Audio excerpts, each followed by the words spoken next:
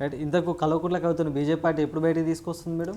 బీజేపీకి కల్వకుంట్ల కవితకు జైలు పోవడానికి సంబంధం లేదు. అంతేనా? ఆమె చేసిన తప్పుకు ఆమె జైల్లో ఉంది. ఏదో ఆమె జైలు ఉన్నదనేసి ఆమె జైలు నుంచి బయటకు రావడానికి ఎంపీ ఎన్నికల్లో బీజేపీ బీఆర్ఎస్ కుమ్మక్కయ్యారనేసి బయట టాక్. మరి మేము ఇప్పుడు కాంగ్రెస్ రావడానికి కారణము ఒక ఒక వన్ ఆఫ్ ద పాయింట్స్లో కవితనే. సో ప్రజలందరూ కూడా అంత మూర్ఖులు ఏం కాదు. ప్రజలు ఆలోచించి కవితను అరెస్ట్ చేయకపోవడానికి బీజేపీయే కారణం, ఎందుకంటే వాళ్ళిద్దరు కలిసి ఉన్నారు అని చెప్పేసి బీజేపీయే కారణం అని చెప్పేసి అసలు పిక్చర్లో లేని కాంగ్రెస్కి అన్నీ ఓట్లేశారు. సో అలాంటి సందర్భం ఉన్నప్పుడు ఇప్పుడు మళ్ళీ మేమందరం కలిసి చేస్తున్నాం అంటే ఆమె అరెస్ట్ అయినాక మళ్ళీ అదే మాట మాట్లాడితే ఎట్లా? సో అలాంటిదంతా ఏమీ లేదు. ఆమెను ముందుగానే అరెస్ట్ చేస్తే బీజేపీ ప్లస్ అయ్యేదా? మేము అందుకే అసలు మాకు సంబంధం ఉంటే మేము అరెస్ట్ చేద్దామేమో అంటున్నా నేను. మాకు సంబంధం అనేది ఉంటే సిస్టమ్తో మేమే తీసుకుపోవడం, మేమే అరెస్ట్ చేయడం, మా ఇష్టం ఉన్న వాళ్ళందరినీ తీసుకుపోయి లోపలేయడం, మా ఇష్టం ఉన్న వాళ్ళందరినీ తీసుకొచ్చి బయట పెట్టడం అని అన్నది మాకు ఉంటే మేము అప్పుడే చేసుకుందాం కదా. మరి అప్పుడు ఎందుకు చేయలేదు? సిస్టమ్తోని పోతున్నాం మనము. చట్టం తన పని తను చేసుకుంటుంది. వాళ్ళకి సంబంధించిన వరకు వాళ్ళకి దొరికిన ఏవైతే రూట్స్ అన్నీ ఉన్నాయో అవన్నీ వాటిని బట్టి ముందుకెళ్తుంది తప్పితే అసలు మాకు కవితకు కానీ మాకు ఇంకెవరికో కానీ సంబంధం లేదు. చట్టంతో జరిగే విషయాలకు మాకు సంబంధం లేదు. చట్టం అది ఒక సిస్టమ్ వేరే ఉంది, అది నడిపించుకుంటూ పోతుంది అంతే.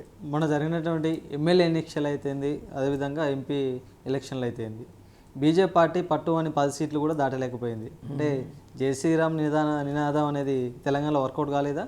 ఓట్ల రాజకీయాలంతా ఎట్లా మారుతున్నాయంటే సంక్షేమము అభివృద్ధి అని అన్నది తీసుకుంటే భారతీయ జనతా పార్టీ ఓన్లీ అభివృద్ధిని దృష్టిలో పెట్టుకొని ముందుకెళ్తుంది. సో ఇప్పుడున్న ఓటుకు నోటు రాజకీయాలు తీసుకున్నా, ఏ రాజకీయాలు తీసుకున్నా కూడా మొత్తం ఓన్లీ సంక్షేమం బేస్డ్గా పోతున్నారు వాళ్ళు. సంక్షేమం అంటే ఏంటిది? ఇప్పుడు ఇట్ ఈస్ ఇండైరెక్ట్లీ కరప్షన్ అన్నట్టు. ఇప్పుడు ప్రజలకు సంక్షేమంతో పాటు అభివృద్ధి కూడా కావాలి కదా. అదే నేను అది చెప్తున్నాను. సంక్షేమం అని అన్నది ఎంతవరకు ఉండాలంటే అభివృద్ధిని కిందకు పడేసే అంత సంక్షేమం అక్కర్లేదు. ఎందుకంటే సంక్షేమం అన్నది టెంపరీ.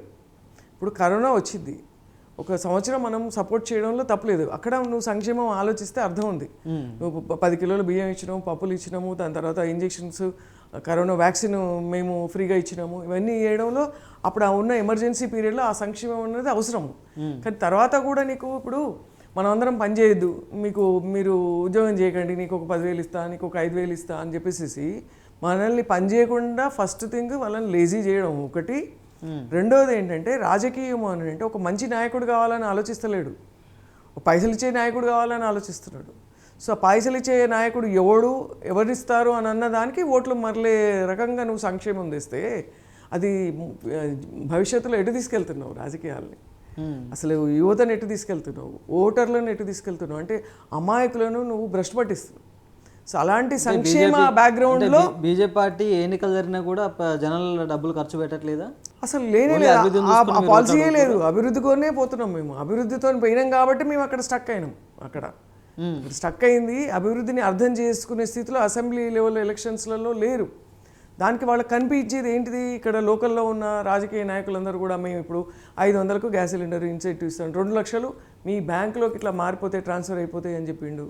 ఏవి 2 లక్షలు రుణమాఫీ, ఏది ఉద్యోగాలు వచ్చేస్తాయి అని అన్నారు. చెప్పినవన్నీ కూడా 6 నెలల లోపల 2 నెలల లోపల మొత్తం అన్ని చేస్తాం. 5 సంవత్సరాల్లో 5 సంవత్సరాలని మాట ఇయ్యలే. నువ్వు 5 సంవత్సరాలని మాటిస్తే మేము ఒప్పుకుంటాం. 5 సంవత్సరాలు నువ్వు ఇయ్యలే. నెలలో 2 నెలల్లో వచ్చే నెలలో మోడీ కూడా వేస్తాడు కదా డబ్బులు అకౌంట్లో. అది ఇంకా 10 సంవత్సరాలైనా మీకు దాని గురించి ఎక్స్ప్లెనేషన్ ఇస్తూనే ఉండాలి.